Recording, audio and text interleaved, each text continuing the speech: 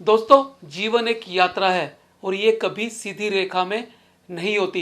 इसके अंदर उतार चढ़ाव आते हैं, ऊंचाई नीचाई आती है, जिसके अंदर हमें अलग अलग किस्म के लोग मिलते हैं, अलग अलग परिस्थितियां मिलती हैं। उन परिस्थितियों से और लोगों से हमें जूझना होता है आगे बढ़ने के लिए। और बहुत सारी बार हमें ऐसे लोग मिलते हैं जिन्हें डिफ़िकल्ट पीपल कहा जाता है, जिन्हें मुश्किल लोग कहा जाता है। उन लोगों को झेलना, उन लोगों के साथ आगे इस यात्रा में सहयात्री के रूप में चलना कई बार मुश्किल भी होता है, लेकिन हमें वो करना पड़ता है ताकि हम जीवन के उस मुकाम पर पहुंच सकें जो हमने अपने लिए तय किया है। लेकिन कैसे, ऐसे लोगों को कैसे डील किया जाए, जीवन में जो मुश्किल डिफ़िकल्ट पीपल आते हैं उनके साथ संवाद कैसे स्थापित किया जाए, यदि आप भी ये चीज़ समझना चाहते हैं तो आज का वीडियो आपके लिए है। आज के वीडियो में हम जानेंगे कैसे अपने जीवन में मुश्किल लोगों के साथ डील करें। बने रहिए मेरे साथ इस वीडियो में।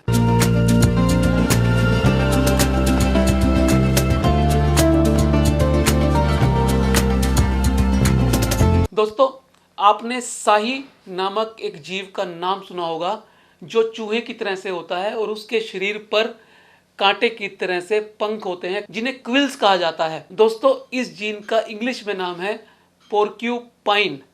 आपको अपने जीवन के अंदर सबसे पहले इन पोर्क्यूपाइन को समझना होगा। पोर्क्यूपाइन कौन कौन से लोग हैं जो आपके जीवन में हैं।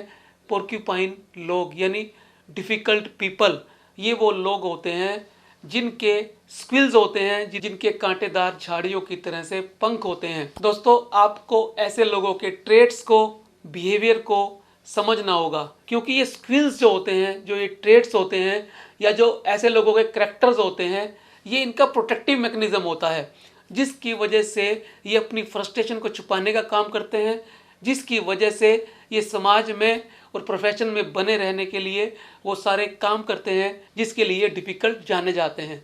तो इन लोगों का इलाज तभी हो सकता है जब आपको इनके ट्रेट्स, आपको इनके बिहेवियर्स यानी इनकी स्किल्स का पता हो, जिस स्किल्स के जरिए ये अपने आप को प्रोटेक्ट करते हैं। तो सबसे पहला काम आपको यही करना है, आपको आइडेंटिफाई करना है ऐसे पोर्क्यूपाइन को और उनके ट्रेड्स को। दूसरा लेसन, शिफ्ट योर पर्सपेक्टिव। दोस्तों, जब आपने समझ लिया, जान लिया ट्रेड्स को पोर्क्यूपाइंस के, उसके बाद आपको ऐसे लोगों को ब्लेम नहीं करना है, उनके पर्सपेक्टिव को समझने का प्रयास करना है, उनकी नीड्स को समझने का प्रयास करना है और उसके पीछे छिपी हुई मंतव्य को, एटीट्यूड को और उनकी बिलोंगिंग्स को और उनकी परवरिश को, इन सब को समझ के एक अलग पर्सपेक्टिव से उन्हें देखने का काम करना है। दोस्तों, यदि आप उसी नज़रिए से उन लोगों को भी देखोगे जिससे आप बाकी दुनिया को देखते हो, तो उन डिफ़िकल्ट लोगों को आप कभी भी समझ नहीं पाओगे। दोस्तों, हर एक व्यक्ति की जीवन यात्रा अलग होती है, हर एक व्यक्ति की परवरिश अलग होती है, हर एक व्यक्ति के पास परिस्थितियां अलग होती हैं। उसी को समझ के ही उस व्यक्ति के वर्तमान को समझा जा सकता है, उसके ये ट्रेट्स, उसके लिए कैरेक्टरिस्टिक कैसे बिल्ड हुई हैं। तीसरा लेसन, प्रैक्टिस एम्पैथी। दोस्तों, ऐसे लोगों के साथ आपको एम्पैथी के साथ पेश आना है, आपको ब्लेम गेम में नहीं पड़ना है, उनकी मोटिवेशन को समझना है कि क्या चीज़ उन्हें मोटिवेट करती है, क्या चीज़ उन्हें प्रेरित करती है अपने एक्शन लेने को।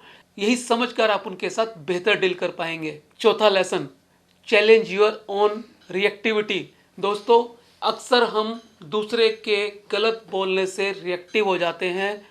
हमें रिएक्टिव नहीं होना है, हमें प्रोएक्टिवली काम करना है। कोई व्यक्ति अगर गुस्से से भी बात करता है तो हमें इम्पल्सिव नहीं होना है। ज़्यादा भावनाओं में बहकर, ज़्यादा गुस्से में आकर हम बहुत बड़ी बड़ी गलतियां कर जाते हैं। उसी तरह से हमारी जुबान होती है, तो इस जुबान पर काबू रखने का प्रयास करना है, अपने आप को समझाने का प्रयास करना है, अपने आप को उस माहौल में ढालने के लिए, प्रोएक्टिव होने के लिए आपको बड़ी सूझबूझ से काम करना है।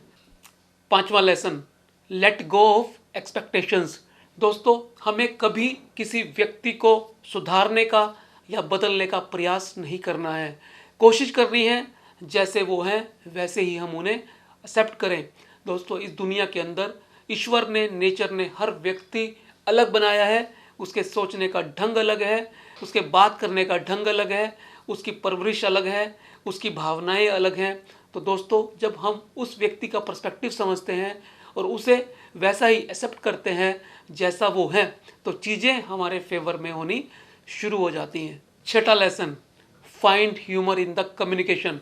दोस्तों, जब बातचीत अड़ने लगे, जब बातचीत के अंदर डेडलॉक आ जाए और ये संभावना ना हो कि आपकी बात आगे बढ़ पाएगी, तब सबसे अच्छा तरीका है कि उस बातचीत को लाइट बनाया जाए, माहौल को खुशनुमा बनाया जाए। उसके लिए ह्यूमर एक बहुत बड़ा रोल प्ले करता है।